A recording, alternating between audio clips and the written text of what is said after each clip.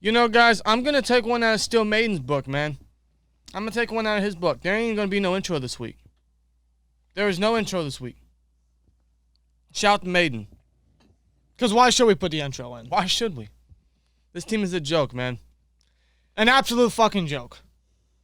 I swear, week in and week out this season, they just disappoint me even more. And heading into this game against the Baltimore Ravens, I don't think it's going to get any better. I don't. No, it's not. And it's not just their play on the field. It's what they do behind the scenes. Behind the scenes. In practice. Specifically in practice. Or what they've suggested in practice. Or to make practice better. Although I don't know why you're wanting your main goal is to get better in week 13 when it should have been the main goal immediately after the bye week. Yeah, really. Now you want to try to get better? Thing's long overdue, man. But now after what Chase Claypool said yesterday, I just can't believe it. I honestly cannot believe it. It's a joke. It's an absolute joke, man. Let's just talk about it, shall we? The true quote reported by Brooke Pryor from ESPN. She's a Steelers reporter covering the Steelers for ESPN. She said, and I quote, asked what could be done to help improve the Steelers' practice. Chase Claypool suggested playing music. And this is an actual quote from Chase Claypool. He said, and I quote, "We have music in the warm-ups and that, so it's fun. People are dancing, having fun. So I think maybe music would make practice more fun and a little more up-tempo." End quote. Fun. Music. Dancing. After we tied with the Lions, lost to the Chargers on Sunday night, and just got swept and blown out by the Cincinnati Bengals. But let's add music. Because it's fun. Oh, we dance in practice. Why are we dancing in practice? Why are we not taking practice seriously like Joe Schobert said after the Lions game? We got to take practice more seriously. Whether that was a dig at the team and coaches or not, he's fucking right. Why are we not taking practice seriously? You want to know what's fun, guys? You want to know what's fun? Winning. That's what's fun. And I don't see this team doing a lot of that right now. How can you have fun if you suck? This is why a lot of people, I'll admit, even us included, kind of really spoke out about the whole Juju shit last year. We were losing 2-3 straight after going 11-0, and he's dancing on logos. And making TikToks before an important football game. And here we are, before a Ravens game. An important football game. Essentially losing 3 straight. And here Chase Claypool is encouraging fun at practice. Huh? I'm just as disappointed. It just goes to show you this team takes nothing seriously when it matters the most. And why do you think none of the teams we face take us seriously? Just like Ryan Clark said. Everything Ryan Clark said on Monday morning was 100,000% factual. And he's not the only one.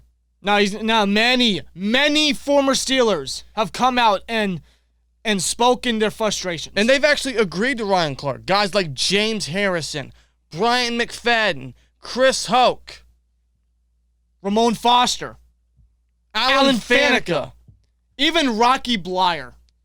Rocky Blyer made a video on Instagram, straight up saying what all of us have been saying. The Steelers suck. For God's sake, Rocky Blyer's been saying this shit dating back to 2018. This has been 3 years. And this is the same fucking problem to this very day. And this is all being said before Steelers-Ravens football. Before one of the most anticipated, or what should be one of the most anticipated matchups all year, despite being a fan of any team. Whether you're a Ravens or Steelers fan, or even a fan of any other team in the league. This is one of the best rivalries in football. But for the first time in my life as a Steelers fan, I can tell you, I am not excited for Steelers-Ravens football. No, and that's only due to the Steelers. How is that possible? I honestly don't know how that is possible, but somehow, someway, the Steelers managed to make the impossible very possible. This season, at least. I'm just going to come out and say it. We're not winning this game. I don't see it. I don't see how we win this game. How the hell can we possibly win this game? What are we going to do different? Tomlin said changes could be happening. What changes could possibly happen that could help this team? How many changes can you make? As of right now, no changes have been made. I mean, no news has been broken. If you just look at the roster by that fact, how much can you change? On the defensive line, at the front seven, how much are you going to change? There's no one we can bring in that will make an immediate impact. And the same thing could be said for the offensive line. Banner's been healthy for how many weeks, and he hasn't started. Now you're going to insert him in? How many guys are you going to sign off practice squads to fill in defensive line need? Travius Adams has been signed to the active roster of the Pittsburgh Steelers, signed off the Saints practice squad. I never heard this fucking guy. What changes? What changes can you make? I think it's a little too late for that, Tomlin. It's a little too late. It's way too late. No player. So you now. It's week what? Week 12, week 13? Week 13, I think? I forget. But now, at this point in the season, you acknowledge there needs to be change. After a 31-point blowout. Now you acknowledge it? You should have acknowledged it as soon as the bye week happened. But you didn't because, we were winning. Maybe look at the fucking game film. Maybe watch the games that you're fucking coaching and see that this team was not consistent. That this team was not convincing. Once again, complacent. When you look at this Ravens team, think of it how you will. They've gotten lucky. They shouldn't even beat the Lions. This and that. They've gotten lucky with their comebacks versus the Chiefs, versus the Colts, versus the Vikings, versus how many other teams? I look at it as they lost how many guys before and during the season? J.K. Dobbins, fucking Marcus Peters, Gus Edwards. I think Ronnie Stanley's still out. Thus, they had to move Villanueva, former Steeler, from right tackle to left tackle. But they're still at the top of the division. They're still almost at the top of the AFC. I think they are number one in the AFC, if I'm not mistaken. Now I understand the AFC is wide open, but with the injuries that the Ravens sustained, they somehow were able to manage to continue to win games and take advantage of that. I don't know how, but they did. I have to give the Ravens props. Think of them how you will. You have to give them props for doing that. How do you lose all these guys before and during the season and still maintain a hell of a record, despite the outcomes? It's actually quite impressive. I got to give the Ravens that. Of course, you do. And when I look at this Ravens team, think of Lamar Jackson how you will. He's a running back at quarterback. Sure. I will say, though, there's been a few times this season I've watched Ravens games, specifically on prime time, games like the Colts, like the Chiefs. I've looked at those games, and I thought to myself, that's a quarterback. When it comes to passing the ball and his accuracy, Lamar has gotten better. But he's also very inconsistent. That's the thing about Lamar. He's very inconsistent. But obviously, he makes plays on his feet. And if you've seen how Justin Herbert and Joe Burrow has done, Herbert had 90 on the ground, and Burrow juked Minka for a rushing touchdown on the opening drive for them last week. Imagine what Lamar Jackson's going to do. Oh, my God. And, yeah, I know they signed scrubs off practice squads and up the streets, guys like Devontae Freeman, Latavius Murray, who were cut or were just filling guys for injuries last year. Even Le'Veon Bell, who they don't have on the team no more. But they've had those guys, and they've still maintained a decent rushing attack. Yeah, most of that is due to Lamar, yes. But those guys have been able to help somehow, some way, help the Ravens win games. And against this front seven of the Pittsburgh Steelers, who will be probably without T.J. Watt this game, not due to injury, but because he was put on the COVID list Monday afternoon. There's a slight chance he might play, but will that make a difference? Will it make a difference? I mean, because all teams have to do, all the Ravens have to do is run the ball. Because guess what? We can't stop it. We have no one that can fill in and help stop this run. Nope. Nope. These linebackers suck. Listen, Watt may be somewhat of help, but They're not going to run. He can't stop the run by himself. Neither can Cam Hayward. All they have to do is run north. And whatever impact T.J. Watt has, and I've said this season, T.J. Watt is probably the most impactful Pittsburgh Steeler this season overall. But if you run the ball, the defense can't stop it, Watt's not going to have any impact. No, because if the running game's working, they're not going to pass the ball. And I can see Watt can't do what Watt can do. And I can see Devontae Freeman having a fucking great game. I mean, for God's sake, against the Seattle Seahawks, we let a guy named Alex Collins run all over us. 100 yards. We've allowed Lions, second, third, fourth stringers run 40-plus yard touchdowns. And this Ravens O-line is hurt for sure, but it's also still young interiorly. And plus, the Lamar Jackson's passing attacks. Mark Andrews is the top 3 tight end in the league right now, at least this season. I think he's second in yards for tight end. Yeah, Mark Andrews is still a hell of a tight end. I always liked Mark Andrews. Marquise Brown has stepped up a lot this year. He's had a lot of really good games.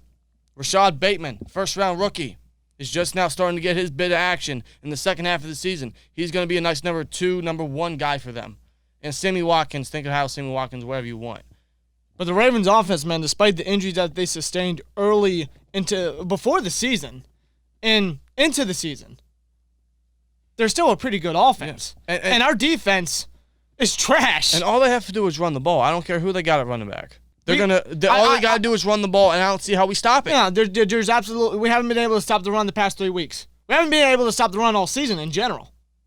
Yeah, Lamar Jackson's coming off a 4-interception game, but are we going to be able to give Lamar the ability to pass the ball if the running game is just so successful? Lamar will run himself. There will be a lot of draws and read options with Lamar Jackson, as we've seen all the time. And he'll probably succeed because guys can't tackle, guys can't read, guys can't fucking adjust, guys can't get proper angles. And guys apparently like to have their controller disconnected, a la Devin Bush. He just stands there on the field like he's doing the freaking mannequin challenge from 3-4 years ago. Yeah, really. And on the Ravens defense, man, their secondary it's dealt with injuries. It's dealt with guys that have been out for the year. It's also been very suspect at the same time. Marlon Humphreys kind of took a little a step back this year. And honestly, like we've seen the past few weeks, where the running game is so good for the opposing offenses that they continue to put points on the board consistently, and thus we have to pass the ball, maybe we can get something going in the passing attack. But still, the Ravens can force turnovers, and Ben Roethlisberger is just going to get worse down the stretch. Yeah, and not only is the Ravens secondary ain't bad at all. Their pass rush has actually been a lot better than I anticipated coming into the season. Especially drafting Adafi Owe in the first round, who had 0 statistic sacks last year in college. But he's been a very good rookie pass rusher for him. Yeah, they got Justin Houston as well. And he's going to be lined up against Dan Moore, I believe. And thus, we all know Dan Moore is awful against speed edge rushers. So I'm terrified at what this O-line's going to do to Ben. Ben's going to have to try to run for his life, but him running is like a freaking... he can't do it. And, yeah, we can try to get a rushing attack going, as we should. That's what we should do the remainder of the season. We got to get a rushing attack going. We got to keep the defense off the field. We got to kill the clock. We got to set the tone early. We got to be methodical using the rushing attack, as we should. Feed the ball to Najee. And I know that the Ravens have one of the best rushing defenses statistically in the league right now, but that doesn't mean shy away from it. You got to try to get a running game going. Exactly. Because you got to keep this defense off the field. This defense the last few weeks has allowed how many points? How many yards? And against the Ravens offense, even with Lamar Jackson, the quarterback, just think of him how you will, I don't trust his defense. I don't trust his front seven. I don't trust his rushing defense. No, not at all. I see this being the very same story we've seen the last 3 games. I do. Because the blueprint is so obvious for opposing offenses. And no one's going to shy away from that. If they are, they're fucking stupid. Then they deserve to lose. But against a Ravens team that, again, has lost how many players before and during the season, and how their coaching staff has stepped up, and these players have stepped up, they're not going to shy away from that. No, of course not. Of course. I mean, dude, the blueprint is so simple against this team. It will be for the rest of the way. So I'm going into this game just the way we have the last 3 games, expecting absolutely nothing. No anticipation. None. Because why should I? I'm not going to get my expectations high. Even though this is Steelers-Ravens football, I would like to think the Steelers will be competitive just based on the rivalry aspect. But I don't know anymore, man. The Steelers haven't... This isn't the same team that I've recognized from years prior. This isn't the same team from the Ryan Clark era, the McFadden era, the Polamalu era, the Chris Hoke era, the Faneca era, even the Foster era. All these guys have come out and addressed this team and have said the exact same fucking thing. If you have so many former players come out and speak the same thing, speak facts, all in 24-hour span, I mean, come on. Dude, that's a cultural problem that the Steelers have right now. They've been had for years. This isn't the same team from years prior, man. There's a reason why I'm wearing Troy Polamalu jersey in this preview. Because I look back and I listen back to Troy Polamalu's Hall of Fame speech. And when he talked about Steeler culture. That is the true Pittsburgh Steelers. That's the Pittsburgh Steelers we grew up watching. His definition of Steelers culture. That's the shit we grew up watching, we understood. And you could see it. It seeped through your television screens just based on their body language, the way they played on the field. I mean, God. Those Steelers represented the black and gold. They earned the right to wear the logo. They earned the right to wear the jersey. When I look at this team this year, there's only a handful of guys that I say have earned it. T.J. Watt, Cameron Hayward. That's about it. They're the last of a dying breed. Najee Harris, Pat Fryermuth. I wouldn't say Stephon Tuitt from last year. I wouldn't even throw Chris Boswell in there. They're the last of what I'm thinking right now is a dying breed. Everybody else have not earned the right yet, have not earned the respect of former Steelers. Not one bit.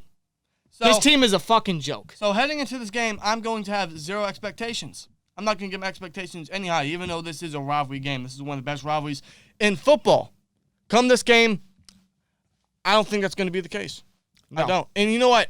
If they prove us wrong, good. Thank you for proving us wrong. I hope to God they prove us wrong because they do need to change, but change should have been made. You shouldn't be changing now. Changes should have been made. I think it's a little too late for change. It is a little too late because what change is going to be made? What guy's going to make the difference? There's only so much you can do. There's only so many players you can bring in or sign off practice squads or so many guys from this already weakened depth you can have start up. I don't know, man. I don't know. This team has a culture problem from the players on the field. Their plays not getting it done right to coaches being complacent, to guys playing around in practice and not taking it seriously. And shout out to Coach Still, man. He said this, 3 years ago? 2-3 years ago? He did. Holy shit, this is it's becoming more lifeful now than it was back then. It's crazy. What he said 3 years ago remains relevant to this day. It's aging very well, man. Steelers-Ravens football. For the first time, I'm not excited about it. Do I hope the Steelers prove us wrong? Abso-fucking-lutely. They better prove us wrong. They better. But as of right now, I see no care in this team. And can you honestly blame us? Say we're negative, we're fake fans, go on and say, I don't give a fuck. You can honestly not go into this game expecting much. And how can you? Again, I hope they prove us wrong. At the end of the day, though, go Steelers. As always, go Steelers. Go Steelers. I want this team to play better. And at the end of the day, let's get this fucking dub. We'll see. We'll see what happens. Let's go Steelers, though. Let us know your guys' thoughts down below. Steelers-Ravens football. I want to say it should be an interesting game, but I don't know anymore, man. I really don't. I'm not having my expectations too high in this game, but it's Steelers-Ravens football. I guess there's still some excitement. Despite the lack of life, the lack of gut, the lack of care, embodiment in this team, to be real with you. But you guys have a good one, man. Enjoy the game. Let us know your guys' thoughts down below, and see you guys in the next one. Like, comment, subscribe, and we'll see you later. Peace!